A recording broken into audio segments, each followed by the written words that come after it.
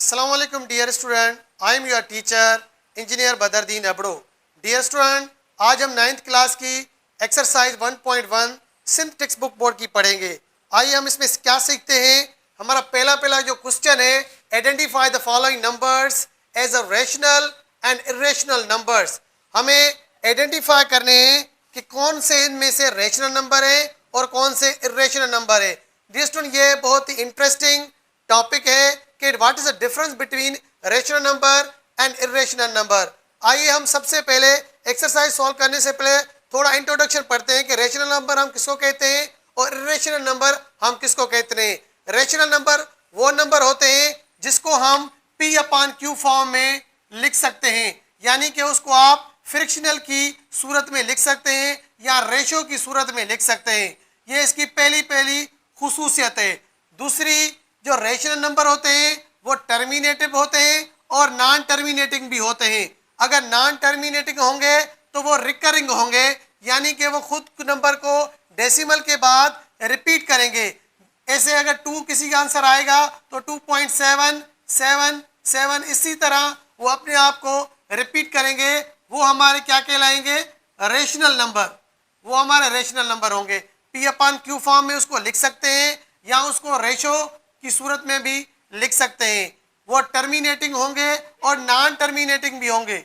अगर टर्मिनेटिंग होंगे तो वो 2.7, 3.4, इसी तरह हम उसको जब डिवाइड करेंगे तो वो उसका रिमाइंडर 0 हो जाएगा, वो टर्मिनेट हो जाएंगे। दूसरी, अगर नॉन टर्मिनेटिव होंगे तो वो खुद को रिपीट करेंगे। ये है main difference in rational number and irrational number. और दूसरी, जो इरेशनल नंबर होते हैं,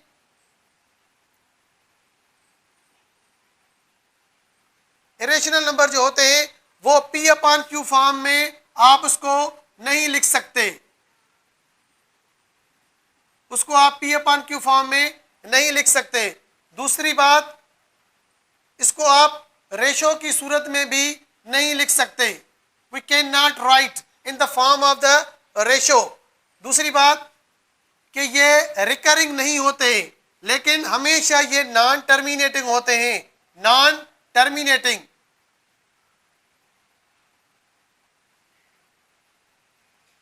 ये नॉन टर्मिनेटिंग होते हैं और ये नॉन रिकरिंग भी होते हैं, यानी कि कोई भी नंबर अगर हम इसका आंसर निकालेंगे तो वो कभी भी अपने आप को रिपीट नहीं करेगा। हमेशा उसका डेसिमल के बाद जो आंसर आएगा वो डिफरेंट होगा, यानी कि वो नंबर खुद को रिपीट नहीं करेंगे। ये मेन इसकी प्रॉपर्टी है। आइए डियर स्टूडेंट, अब हम एक्सरसाइज 1.1 हल करते हैं। हमने थोड़ा बहुत कॉन्सेप्ट रेशनल और इरेशनल का समझ लिया है। हमारा पहला क्वेश्चन है 1/2। इसको आप अलग सेपरेट कॉलम में लिखें कि ये रेशनल नंबर है या इरेशनल नंबर है। अगर रेशनल नंबर है तो फर्स्ट कॉलम में लिखें, अगर इरेशनल नंबर है तो सेकंड कॉलम में इसको लिखें। 1/2 ये खुद ही P/Q फॉर्म में ऑलरेडी लिखा हुआ है, यानी कि हम 1/2 को अगर डिवाइड करते हैं तो हमारा आंसर 0.5 आएगा। ये हमारा आंसर टर्मिनेट आंसर है। इसीलिए रेशनल नंबर की ये भी एक प्रॉपर्टी है कि वो टर्मिनेटिंग भी होता है। इसीलिए 1/2 को हम फर्स्ट कॉलम में लिखेंगे क्योंकि ये हमारा रेशनल नंबर है। आइए क्वेश्चन नंबर हम 2 सॉल्व करते हैं कि हम रेडिकल 2/8 ये रेशनल नंबर है या इरेशनल नंबर है। रेडिकल 2 को अगर हम इसका स्क्वायर रूट निकालें तो डियर स्टूडेंट आप देखें इधर स्क्वायर रूट 2, अगर आप इसका स्क्वायर रूट 2 आंसर निकालेंगे तो इसका आंसर आएगा 1.4142। देखा आपने कि ये नॉन टर्मिनेटिंग भी है और नॉन रिपीटिंग है, यानी नॉन रिकरिंग है। इसमें कोई भी ऐसा डेसिमल के बाद कोई भी नंबर रिपीट नहीं हो रहा है। इसीलिए रेडिकल 2 जो होता है ये हमारा परफेक्ट स्क्वायर भी नंबर नहीं है। अगर परफेक्ट स्क्वायर नंबर नहीं है तो ये हमारा इरेशनल नंबर है। हम इसको क्वेश्चन को इरेशनल नंबर के कॉलम में लिखेंगे। रेडिकल 2/8 ये हमारा इरेशनल नंबर है। जिसमें आपको समझ में आ चुका होगा। आइए हम क्वेश्चन नंबर 3 सॉल्व करते हैं। Radical 5 radical 6। आपने देखा कि 5 तो हमारा रेशनल नंबर है, लेकिन रेडिकल जो 6 है ये इरेशनल नंबर है। इसीलिए ये टोटल जो क्वेश्चन है हमारा इरेशनल नंबर है, हम इसको इरेशनल, क्योंकि radical 6 is not a perfect square number, हम इसका जो है स्क्वायर रूट नहीं निकाल सकते। 5 अपॉन रेडिकल 6 इसका आंसर है। आइए हम क्वेश्चन नंबर 4 सॉल्व करते हैं कि ये हमारा रेशनल नंबर है या इरेशनल नंबर। 2 अपॉन 8 हम इसको P अपॉन Q का फॉर्म में लिख सकते हैं और ये टर्मिनेटिंग भी है। आइए इसका आंसर क्या आएगा, ये हमारा रेशनल नंबर है, इसको हम रेशनल नंबर के कॉलम में लिखेंगे 2 upon 8। Question number 1 upon radical 3, radical 3 is not a perfect square number, इसीलिए ये भी हमारा इरेशनल नंबर है, इसको हम इरेशनल नंबर के कॉलम में लिखेंगे। रेडिकल 8, रेडिकल 8 भी हमारा परफेक्ट स्क्वायर नंबर नहीं है, इसीलिए इसका हम स्क्वायर रूट नहीं निकाल सकते इसका, इसीलिए ये हमारा इरेशनल नंबर है। ई, डियर स्टूडेंट आप देखें ई जो है ये हमारा नेचुरल लॉग है, ये भी हमारा इरेशनल नंबर है, क्योंकि ई की जो हमारे पास जो वैल्यू है e is equal to 2 upon 7 1828। देखें इसमें भी अगर हम इसकी वैल्यू आप देखें कि नॉन रिकरिंग है, नॉन रिकरिंग है और नॉन रिपीटिंग है, इसीलिए अगर ऐसा नंबर जो डेसिमल के बाद नॉन रिकरिंग हो या नॉन रिपीटिंग हो तो वो तकरीबन इरेशनल नंबर होता है, इसीलिए हमारा ई जो है भी इरेशनल नंबर है, हम इरेशनल नंबर के कॉलम में इसको लिखेंगे। आइए डियर स्टूडेंट हम पाई हमारी जो वैल्यू है ये हमेशा हम सर्किल की सरकमफ्रेंस या एरिया जब मालूम करते हैं तो उसका पाई को इस्तेमाल करते हैं। पाई हमारी जो है ये भी हमारा इरेशनल नंबर है, क्योंकि पाई की जो वैल्यू है हमारे पास 3.14159। आपने देखा ये नॉन रिकरिंग है और नॉन जो है नॉन टर्मिनेटिंग भी है, इसीलिए हमारी जो पाई है ये हमारी इरेशनल के कॉलम में आएगी। आइए radical 5, radical 5 is not a perfect square number, इसका अगर हम रेडिकल निकालेंगे तो इसका परफेक्ट स्क्वायर नहीं निकलेगा, इसीलिए रेडिकल 5 भी हमारा इरेशनल नंबर है। 22 अपॉन 3 है, 22 अपॉन 3 जो है ये हमारा रेशनल नंबर है, क्योंकि हम इसको P अपॉन Q फॉर्म में लिख सकते हैं। 22 upon 3 1 upon pi, dear student आप देखें पाई हमारा हमेशा इरेशनल नंबर होता है, इसीलिए 1 अपॉन पाई को हम इरेशनल नंबर के कॉलम में लिखेंगे। 11 अपॉन 12 ये हमारा रेशनल नंबर है, क्योंकि हम इसको P अपॉन Q फॉर्म में लिख सकते हैं। आई होप आपको क्वेश्चन ये समझ में आ चुके होंगे, अगर फिर भी कोई डिफिकल्टी हो तो आप बिल्कुल ही कमेंट कर सकते हैं। डियर स्टूडेंट आई होप आपको एक्सरसाइज 1.1 का पहला क्वेश्चन समझ में आ चुका होगा। आइए हम सेकंड क्वेश्चन समझते हैं। सेकंड क्वेश्चन हमारा है convert the following into decimal and indicate the terminating और नॉन टर्मिनेटिंग फ्रिक्शन। हमें पहले क्वेश्चन में ये बताना है कि ये जो क्वेश्चन है ये टर्मिनेटिंग है और नॉन टर्मिनेटिंग है, और इसको हमें डेसिमल फ्रिक्शन में चेंज करना है। सबसे पहले हमें ये पता होना चाहिए कि टर्मिनेटिंग और नॉन टर्मिनेटिंग में फ़र्क क्या होता है। टर्मिनेटिंग जो होता है जब भी हम उसको डिवाइड करेंगे तो हमारा रिमाइंडर 0 हो जाएगा, और अगर नॉन टर्मिनेटिंग होगा तो हमारा जो आंसर है वो कभी भी 0 नहीं आएगा, तो इसीलिए हम उसको नॉन टर्मिनेटिंग कहते हैं डेसिमल के बाद। आइए हम इसके कुछ एग्जाम्पल करेंगे और ताकि हमारा ये क्वेश्चन और ईजी लगे हमें।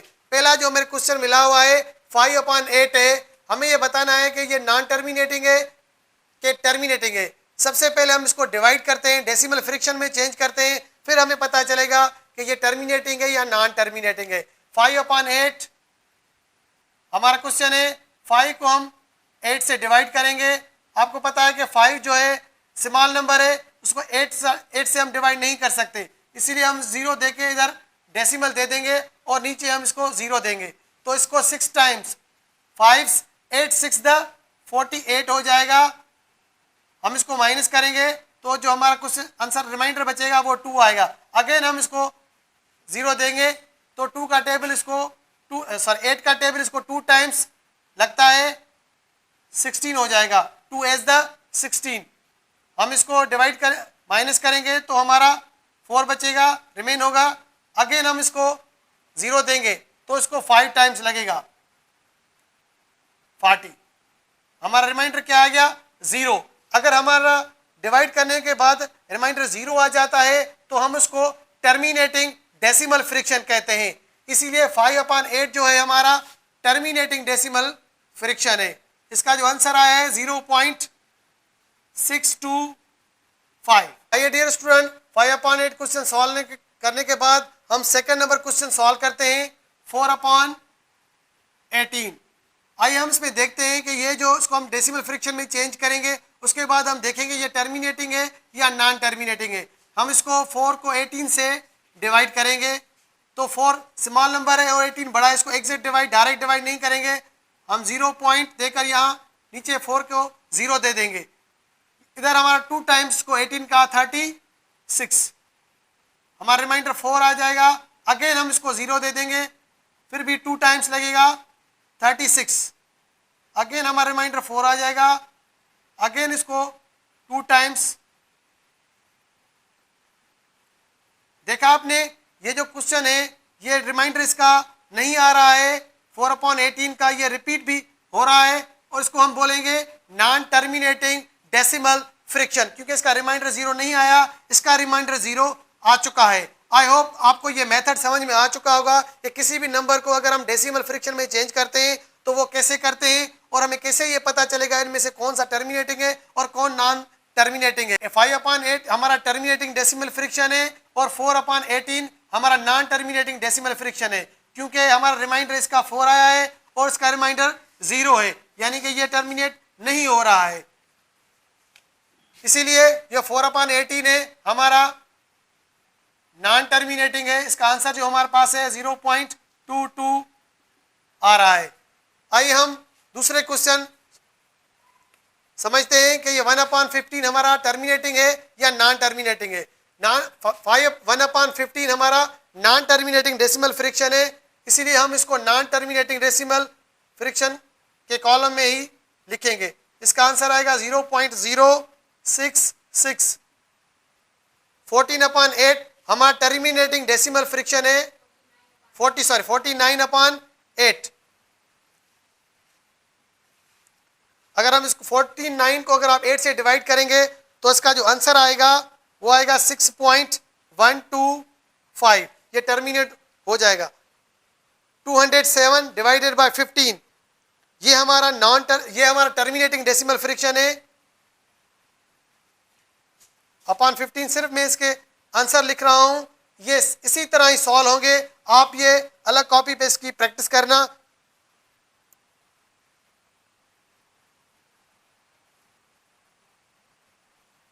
आइए हम 15/76, ये हमारा नॉन टर्मिनेटिंग डेसिमल फ्रिक्शन है 50/76।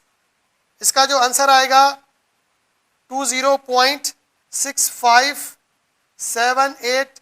इसी तरह ये इसका रिमाइंडर भी 0 नहीं आएगा। आई होप आपको ये एक्सरसाइज 1.1 का क्वेश्चन नंबर 2 समझ में आ चुका होगा।